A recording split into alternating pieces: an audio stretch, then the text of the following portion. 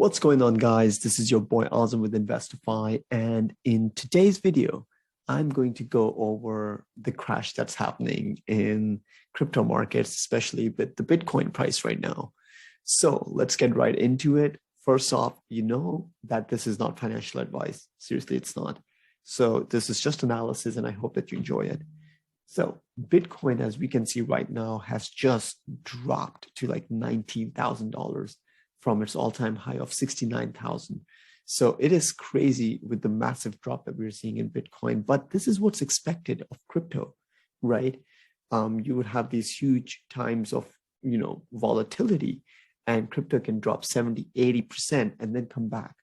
And Bitcoin is completely the one that leads the pack in this.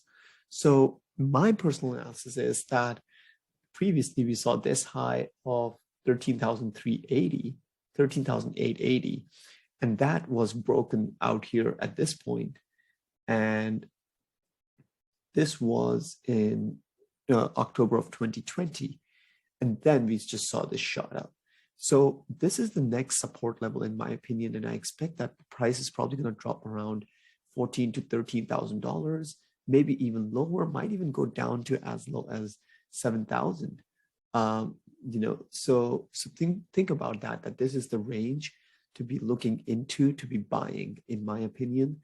And I do expect that the price might go down lower. There is a possibility that there's a small support level right here at about, the low of, we can just say about 15,500, between the 19 and 15K range. But I do think that it might continue to go through it.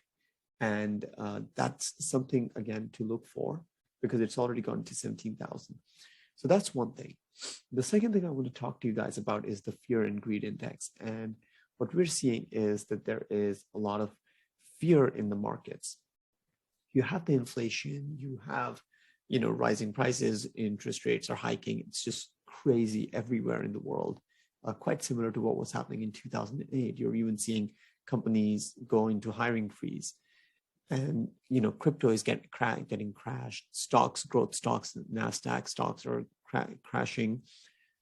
But what's happening is that in 2008, this is what created opportunities for people to invest and buy stocks on the cheap, whether it was Amazon, Google, even at that time, McDonald's, right? People bought those stocks and held on to them and saw massive, massive returns on investment.